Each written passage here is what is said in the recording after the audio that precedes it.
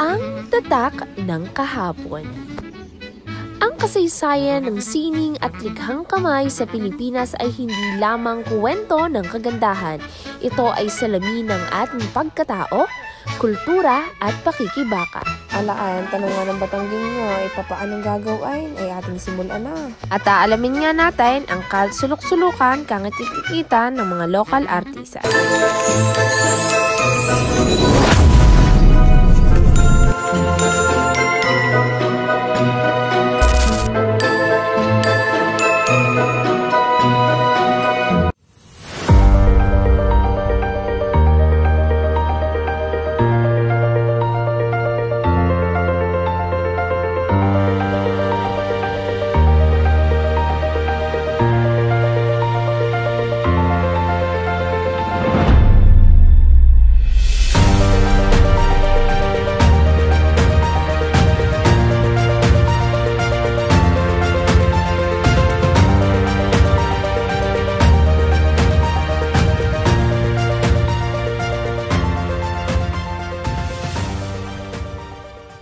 Ang kamay ng magagawang Pilipino ay hindi lamang lumilikha ng sining.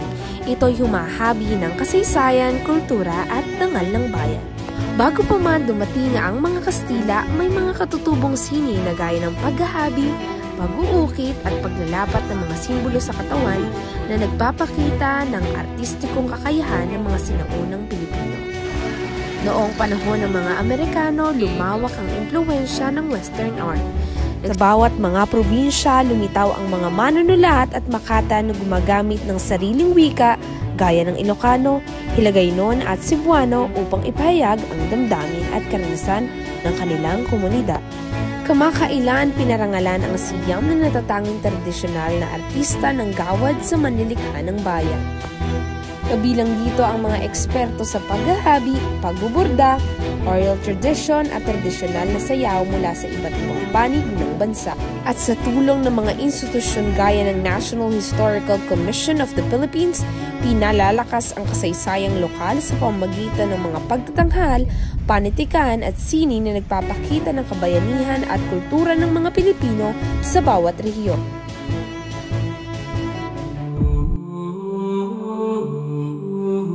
Punta refers to the original name of Lemery, symbolizing the direction where creativity flows. While Lemery Batangas may not yet be widely recognized for individual national artists, it is part of the broader Batangueño artistic movement celebrated by the Provincial Tourism and Cultural Affairs Office.